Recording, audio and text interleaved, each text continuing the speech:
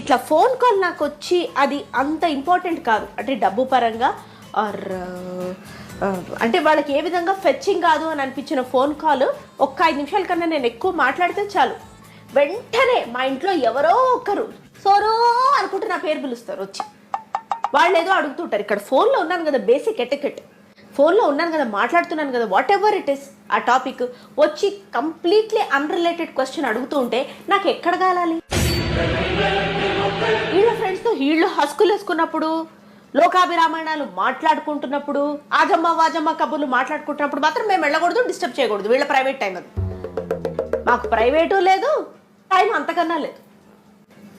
పొద్దుటి నుంచి కుక్క చాకిరీ చేస్తున్నా నేను. ఈ డ్రెస్ వేసుకొని, డ్రెస్ ఏది నాకు, మరి ఏం చేస్తాం? అరే కంఫర్ట్ లేదురా చీర కట్టుకోవడం.